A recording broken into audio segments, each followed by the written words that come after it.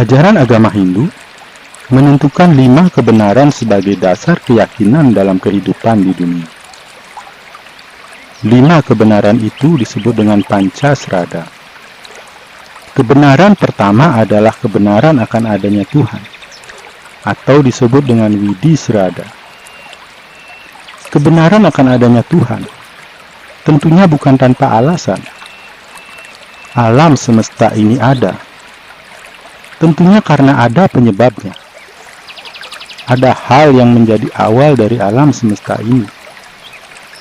Keyakinan manusia bahwa alam semesta ini beserta makhluk-makhluk yang ada di dalamnya ada karena proses penciptaan, menimbulkan sebuah pertanyaan. Siapa sosok cerdas yang begitu detail menciptakan alam semesta ini, sehingga dapat bekerja dengan penuh keajaiban?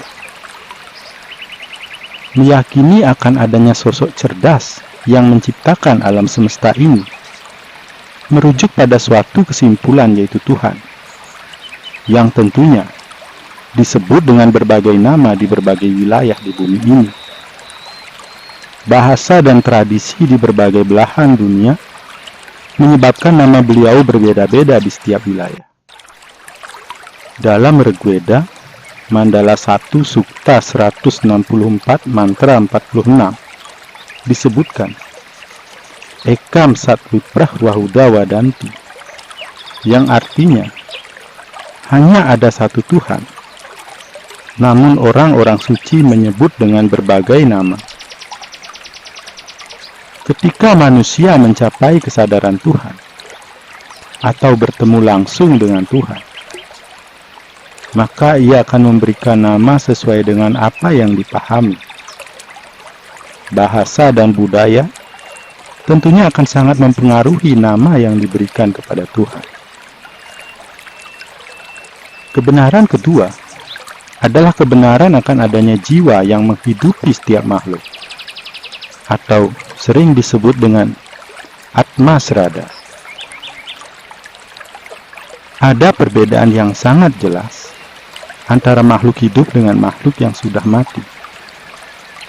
Ketika makhluk itu hidup, maka ia beraktivitas. Ia tumbuh dan berinteraksi dengan lingkungan. Hingga pada suatu ketika, semua aktivitasnya terhenti untuk selama-lamanya. Lalu, tubuhnya pun mulai hancur dan terurai. Pada saat ini, makhluk itu dikatakan sudah mati. Hal ini memberikan pemahaman pada manusia bahwa ada sesuatu yang hilang atau pergi ketika makhluk itu mati. Sesuatu yang pergi itu adalah sesuatu yang menghidupi makhluk hidup itu, yang sering disebut jiwa, atau apa saja, sesuai dengan bahasa dan budaya yang ada di suatu tempat. Kebenaran ketiga adalah hukum sebab akibat, atau sering disebut dengan karma pala.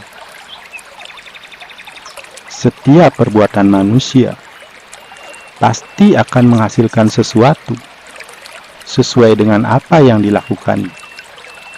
Hukum karma pala adalah hukum yang tidak terlihat. Hasilnya pun tidak serta-merta diterima ketika manusia itu berbuat. Hukum karma pala kadang terlupakan ketika manusia berbuat tidak baik.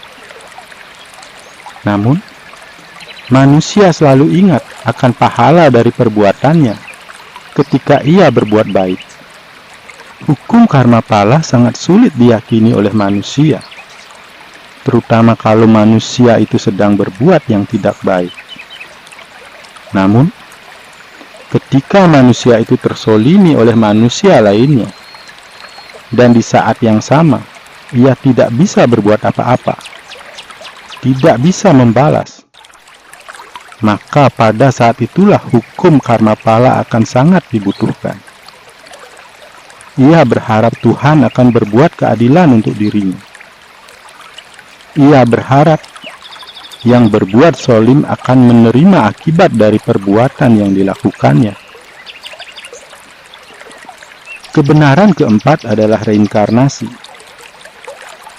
Reinkarnasi adalah kehidupan berulang-ulang yang dialami oleh jiwa, sehingga pada saatnya nanti, jiwa tersebut akan benar-benar murni dan mencapai alam kebahagiaan, atau disebut alam Tuhan. Dosa yang dilakukan manusia selama hidupnya akan mengotori sang jiwa. Kotoran-kotoran tersebut sering disebut wasana, yang akan menarik kembali jiwa menuju pada kelahiran kembali. Dosa manusia yang dilakukan selama hidupnya tidak akan membawanya pada keabadian di neraka, namun akan mendorongnya pada kelahiran kembali. Disinilah kasih sayang Tuhan terlihat, karena Tuhan memberikan kesempatan berkali-kali kepada jiwa untuk memurnikan dirinya. Kelahiran kembali adalah sebuah kesempatan bagi jiwa untuk dimurnikan dengan cara memperbaiki karma dalam kehidupan selanjutnya. Kebenaran kelima adalah moksa. Moksa artinya penyatuan menuju kebebasan. Bebas dari kelahiran kembali, karena sudah mencapai alam Tuhan. Kehidupan ini adalah tempat ujian bagi sang jiwa untuk menghilangkan perbedaan dirinya dengan makhluk ciptaan Tuhan yang lain. Ketika memasuki alam Tuhan, maka jiwa-jiwa yang ada di dalamnya harus menghilangkan segala perbedaan yang dapat memicu konflik. Di alam Tuhan, semua harus dalam keadaan damai dan tanpa konflik. Peperangan hanya boleh ada di dunia ini, bukan di alam Tuhan. Oleh karena itu, dunia ini sesungguhnya adalah tempat manusia untuk menghilangkan segala bentuk perbedaan, untuk menuju pada penyatuan, atau disebut dengan moksa. Suku, budaya, bahkan agama yang sangat beragam adalah untuk menyadarkan kita bahwa perbedaan itu adalah bagian dari kodrat. Manusia yang teruji dan siap memasuki alam Tuhan adalah manusia yang bisa menyatu dalam segala bentuk perbedaan yang ada di dunia ini. Inilah 5 kebenaran yang menjadi dasar ajaran agama Hindu. Yang pertama adalah Tuhan, jiwa atau atma, karma pala, reinkarnasi dan moksa. Lalu, ada sebuah tuduhan bahwa agama Hindu memuja jin atau setan. Dalam ajaran agama Hindu, tidak ada keyakinan bahwa Tuhan menciptakan jin atau setan. Lalu bagaimana mungkin agama Hindu memuja jin atau setan, kalau dalam keyakinan agama Hindu tidak mengenal istilah itu? Dalam ajaran agama Hindu, dikenal istilah buta atau gelap. Manusia yang terikat pada unsur-unsur keduniawian bisa menjadi gelap atau tidak menemukan terang. Ketika manusia meninggal, jiwa seharusnya menemukan cahaya dan berjalan menuju cahaya tersebut. Namun terkadang, karena keterikatan yang begitu besar akan kehidupannya di dunia, sang jiwa tidak bisa pergi menuju terang tersebut, malah diam dalam kegelapan. Jiwa-jiwa inilah yang disebut dengan buta kala, atau dalam keadaan gelap. Ia akan berada di dunia ini, terikat pada unsur-unsur panca mahabuta yang sangat terbatas. Jiwa-jiwa yang belum menemukan cahaya masih sangat terikat pada kehidupannya di dunia ini. Ia masih berpikir untuk melakukan aktivitas layaknya ketika ia masih hidup. Agama Hindu mengajarkan konsep buta yadnya, yang artinya melakukan pengorbanan bagi para buta. Tujuan dari upacara butayadnya bukan untuk mengusir jiwa-jiwa yang tersesat, namun untuk menyadarkannya bahwa tempatnya bukan lagi di dunia ini. Jiwa yang berada dalam kegelapan harus melanjutkan perjalanannya menuju cahaya. Inilah inti dari ajaran Buddha-yadnya yang sering disebut nyomya atau menetralisir para Buddha menjadi div atau cahaya.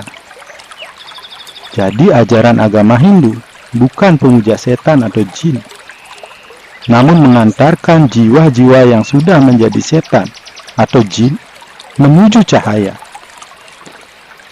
Buddha-yadnya merupakan perwujudan kasih dari manusia kepada jiwa-jiwa yang tersesat dalam kegelapan. Sebab siapapun ketika meninggal bisa tersesat dalam kegelapan karena keterikatannya kepada kehidupannya selama di dunia. Buddha-yadnya adalah ajaran universal yang akan mengantarkan setiap jiwa yang tersesat dalam kegelapan menuju pada terang dan kebahagiaan.